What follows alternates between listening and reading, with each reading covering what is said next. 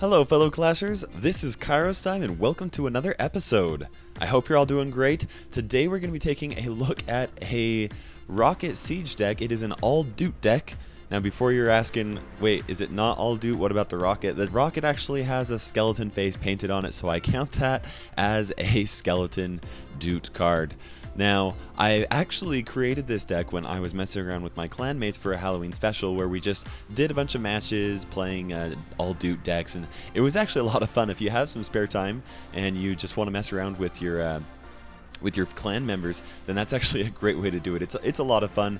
You kind of have to create your own Doot meta, and anyways, we enjoyed it. So I came up with this deck, and then later on, just because I was having fun with it, I actually played this deck against some fellow clan members in a tournament. Now I didn't do super well, but it was just a blast because of how funny it is to try and take somebody out only using skeleton cards.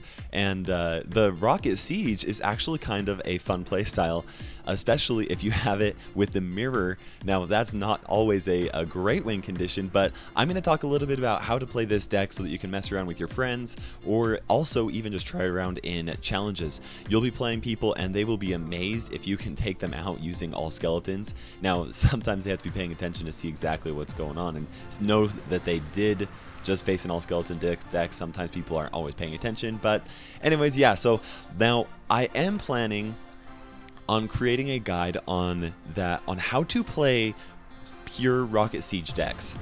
I've had some people asking me questions on how to do that since they've noticed that I've been messing around with this deck every now and then, and so I'm going to be doing that in a future video. Stay tuned for more information on that. Before we do get started on how to play this deck exactly, I did want to mention that I just really appreciate all your support, everybody. If you like these videos, comment, like it, subscribe it. I really am passionate about helping new players get good at the game, and I just want to create an environment where people feel welcome to ask their questions in the comments, and then I'm going to do my best to try and answer all of your questions. But that being said, if you have been playing for a while and you know the game pretty well, I would love it if you took the time to go and answer other people's questions in the comment section below. I just want to help everybody get better at the game, and so if you could do that, that would be a wonderful thing. Also, if you are new to my channel, welcome to the Kairos family. I'm really excited to have you here. I hope you like my stuff. And let's go ahead and get talking about this deck. Now, this deck is, when you're playing Rocket Siege, the first thing that you want to do is, when you're building your deck, you want to make sure that you have two defensive buildings in your deck. Obviously, here we have the Tombstone and the Bomb Tower. And of course, we also have the mirror for surprise attacks at the end like that. Now we have those two defensive buildings, and you also want to include the most defensive cards in the game in your deck. You don't want cards that are super offensive because you have the Rocket, and that's all you're going to need to really take out a tower. What you want to do is you want to try and play around defending on your side and trying to prevent your opponent from getting damage on your tower while cycling back to your Rocket. Now, there are two different types of Rocket Siege decks. There are the Rocket Cycle decks, which just uses cheap cards to try and cycle back to your Rocket so you can get as much damage on the tower as fast as possible. And then there's this deck that I created that has the Rocket Mirror.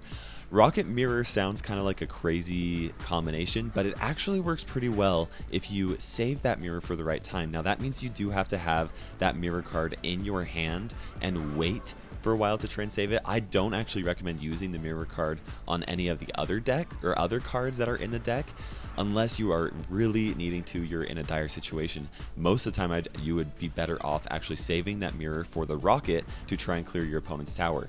People play very differently when they know you have Rockets in your hand and they're below 500 health. Because of that, you actually want to save the mirror so that you can surprise them, and all of a sudden you just need to get their tower to 1000 health and you can take them out. Now that's how we play with this deck. Now our defensive cards in here, of course, the Skeleton Army and the Guards and the Witch, the Tombstone, and then we do have that cycle, just those single skeletons right there to help cycle. Now those do play kind of an important part when you're playing against some type of decks. When you are playing with this deck, it's important that you make your opponent commit to a specific lane. If they keep switching back and forth between lanes, it's going to be difficult for you to save up elixir to try and spend just 6 elixir on a tower And so you want to try and make them commit to a lane. Usually that means letting them get a little bit of damage on your tower. Now, not a ton. You don't want to just give it to them. You want to try and make them think that they're working for it. Maybe get some positive elixir changes going on, get a little bit of damage on your tower so that they are committed to attacking that tower. If you can get them committed, then you can commit to a lane as well. It's very difficult to try and play this deck if you cannot decide on just one tower.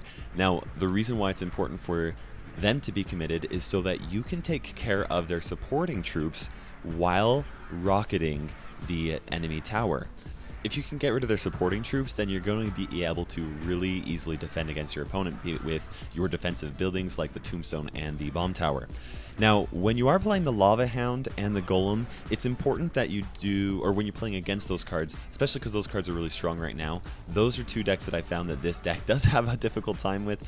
What you want to do is you want to use your bomb tower as a tank, meaning that it's going to be clearing the really big tanks on your side of the field, and then you're going to want to have the tombstone behind it, so that the tombstone is going to continue to be able to distract defenses.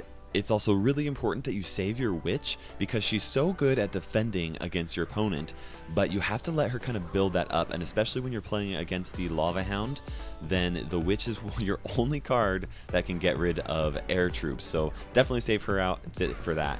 Thank you so much for taking the time to watch this, everybody. This is KairosTime ticking by, and we will see you in the arena.